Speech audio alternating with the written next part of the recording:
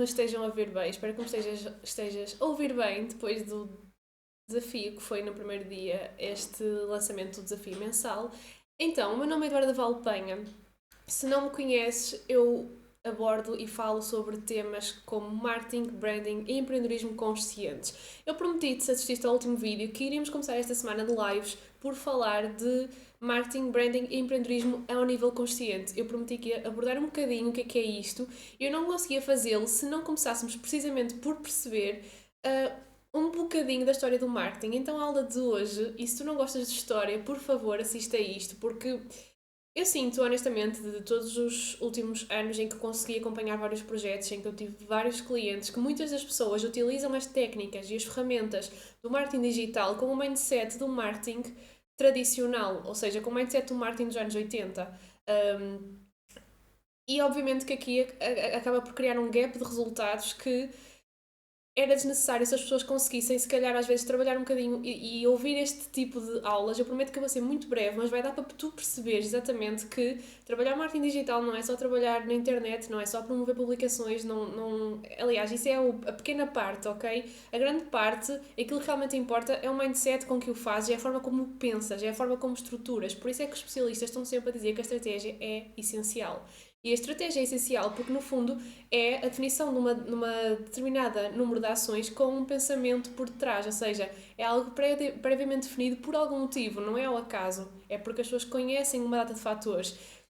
E se assistires à aula de hoje, o desafio de assistires, eu prometo que vou ser breve, vais conseguir perceber exatamente daquilo que eu te estou a falar, ok? O que é isso de usar as estratégias do marketing atual com o mindset do marketing tradicional? Então, vamos a isso. Vou começar aqui por partilhar. O marketing, na verdade, sempre existiu na sua definição, ou seja, na definição conceptual sempre houve marketing, não é?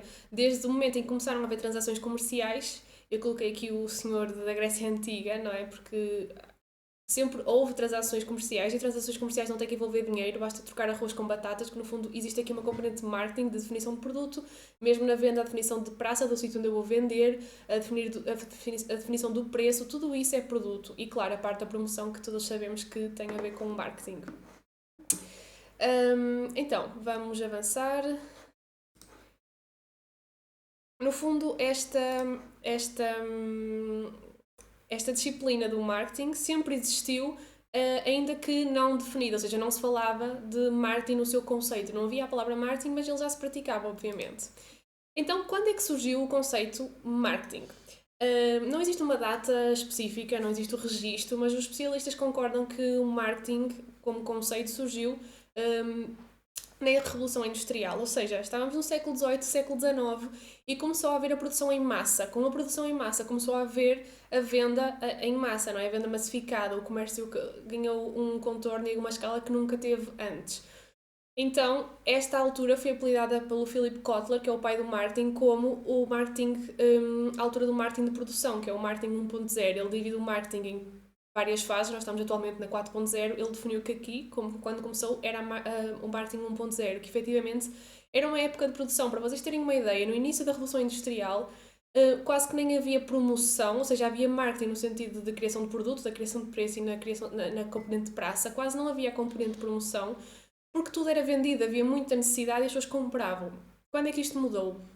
Acabou por mudar com o contexto da guerra, que fez com que as empresas tivessem que se reinventar, mas eu já explico isto. Efetivamente, na altura da Revolução Industrial, começou até a falar-se nos Estados Unidos do conceito de estudos de mercado, que nós agora conhecemos, não é? Sempre que abrimos uma empresa devíamos fazer um estudo de mercado.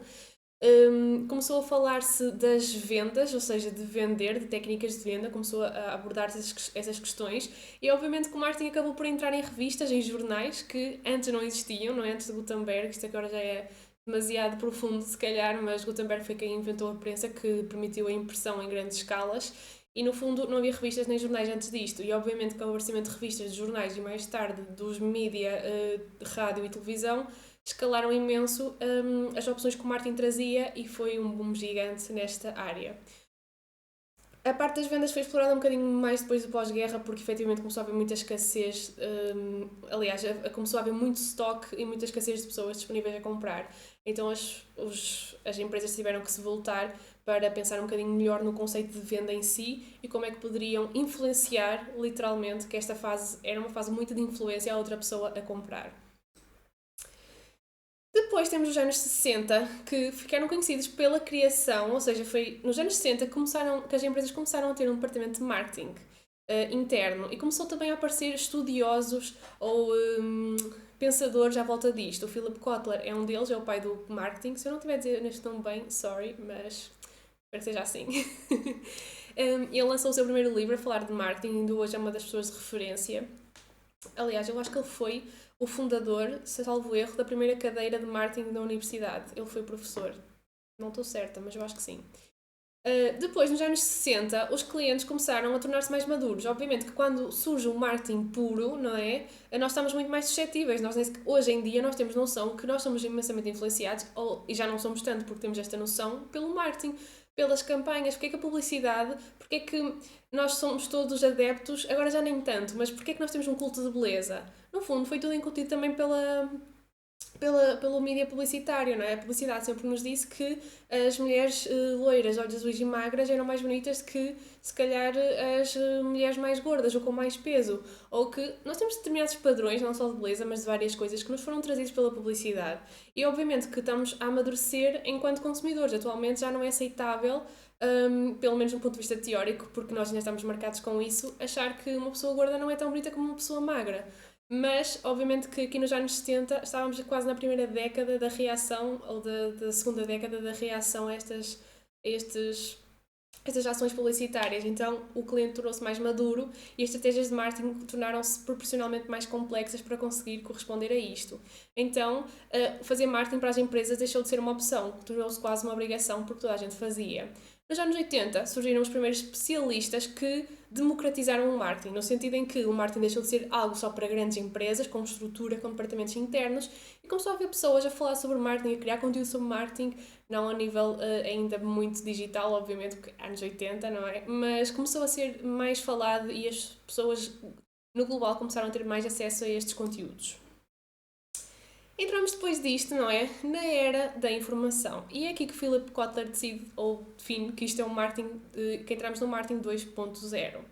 No fundo aqui ainda estávamos nos anos 80, mas como o consumidor já tinha uma opinião, já tinha algo a dizer, no fundo o marketing teve que se readaptar. O marketing hard selling puro e duro de venda muito nem é por influência, é por coerção, deixou de existir, porque efetivamente as marcas perceberam que tinham que orientar o seu marketing para as necessidades do consumidor e adaptaram a comunicação.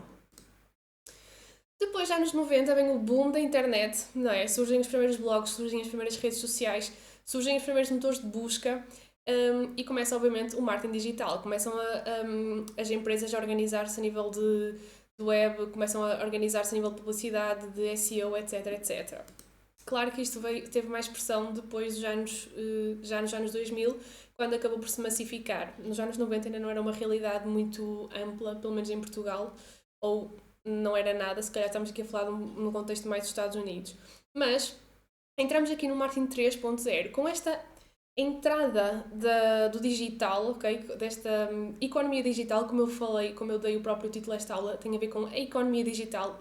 O digital começa a criar valor, começa a gerar dinheiro, começam a acontecer negócios dentro do digital. Isto acontece muito entre os anos 90 e os anos 2000, em que nós começamos a ter até os próprios e-commerce e as pessoas começam a perceber que quando escolhem uma marca, quando fazem uma compra, não tem só a ver com o produto, tem também a ver com o posicionamento que essa marca tem.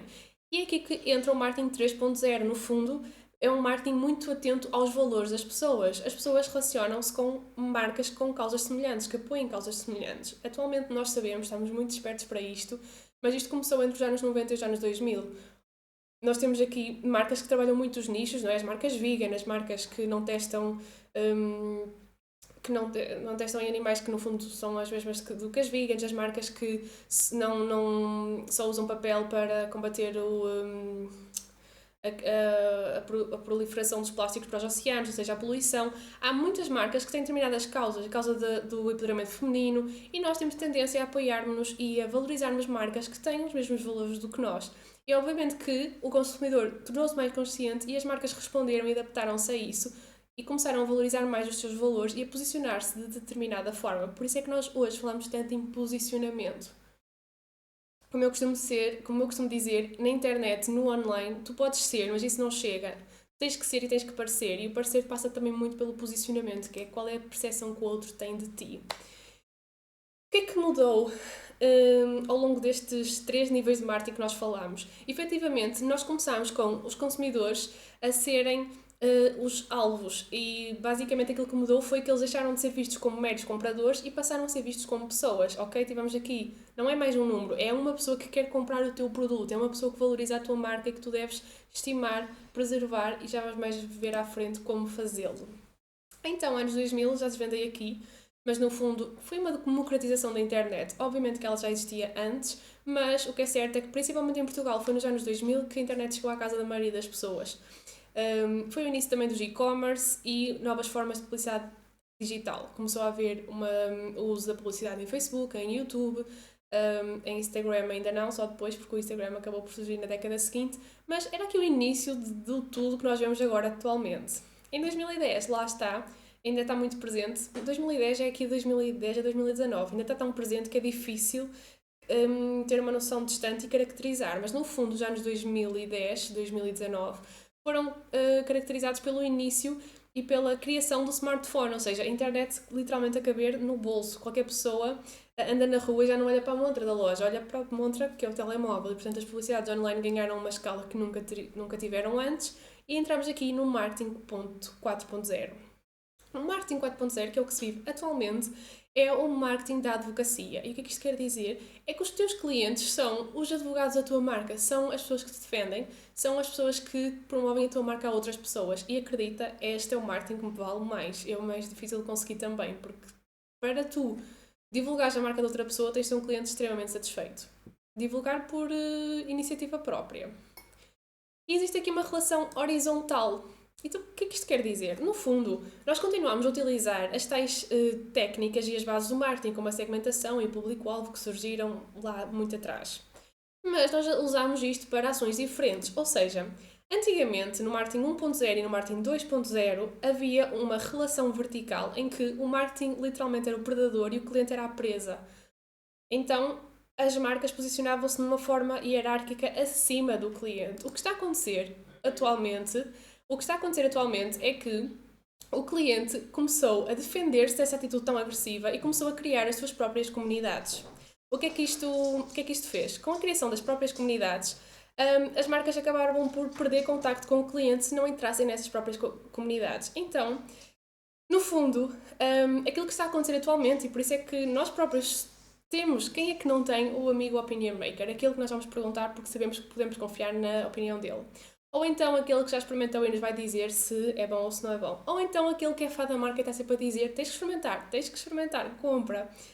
Nós hoje em dia acreditamos muito mais no nosso círculo próximo do que na publicidade que passa na televisão que as marcas criam.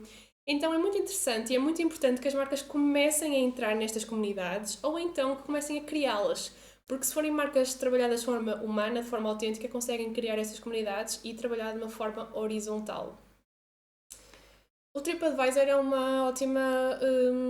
ótimo exemplo disto, não é? Ou seja, nós vamos lá ver quais são as opiniões das outras pessoas. Isto é, nós a vermos o que é que as outras galinhas disseram daquele restaurante. Então, o que é que nós temos que fazer? Nós temos que entrar enquanto marca dentro dessas comunidades e começar a ver o consumidor de uma forma horizontal. Não é entrar para atacar, é entrar no sentido de pertencer e de fazer parte. Fazer parte das comunidades ou criar as nossas próprias comunidades em que as pessoas vão querer fazer parte.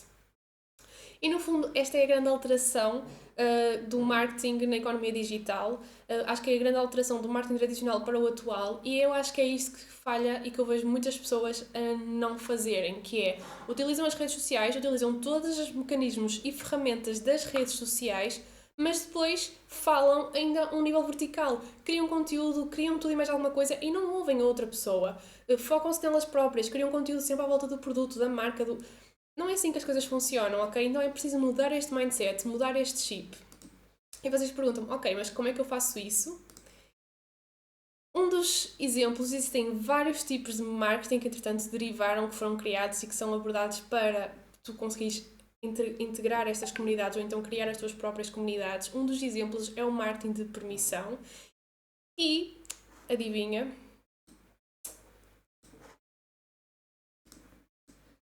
por aqui, eu comecei aqui a falar, espero que me estejam a ouvir bem, eu entretanto fiz aqui, tenho mesmo que cumprir os 20 minutos, este assunto é tão interessante que eu comecei a falar e não parei mais, mas se tiverem dúvidas deixem-me comentários, vão-me deixar nos comentários os vossos insights que eu vou responder a tudo. Então, amanhã, o tema da manhã vai ser precisamente o marketing de permissão. O marketing de permissão é só um dos tipos de marketing, ou uma das técnicas, como queiram chamar, não é relevante, de como fazer isto, de como aplicar as ferramentas e as técnicas do marketing atual aplicado e à economia digital e também aplicar o mindset que a economia digital nos pede, que não é um mindset tradicional. E por isso temos que começar a equilibrar estes dois lados da balança, ok? Não adianta só usarmos as redes sociais, de continuarmos a comunicar só sobre nós próprios, só sobre os nossos produtos, só sobre olha eu a fazer isto, olha o meu produto. E quando nós vemos um Instagram, por exemplo, em que é só produto, produto, produto, produto, por norma, obviamente que depois depende muito do tipo de fotografia do produto, se for um e-commerce é normal que tenha mais produto, mas o produto, até as próprias fotografias do produto têm que ser trabalhadas para chegar ao outro lado num sentido de conexão e não de olha, vais a ver agora mais um produto e agora vou-te obrigar a ver mais uma mala e agora vou-te obrigar a ver mais um... Porque não funciona assim. São as pessoas que escolhem quem é que querem seguir. São as pessoas que escolhem se querem receber os teus e-mails ou não e quantos e-mails é que querem receber. E amanhã vamos falar sobre isto, sobre o marketing de permissão, que no fundo é como é que tu, lobo, entras nos grupos das galinhas e és bem-vindo e acabas por respeitar o espaço do outro, porque estas relações horizontais são muito sobre respeito. E pronto, não percas, amanhã vou estar então à 1h30 a falar sobre marketing de permissão. Esta semana vai ser assim, as várias técnicas de como passar do mindset tradicional para o mindset da economia digital que o marketing nos pede para termos. Então, até amanhã e espero que tenham gostado.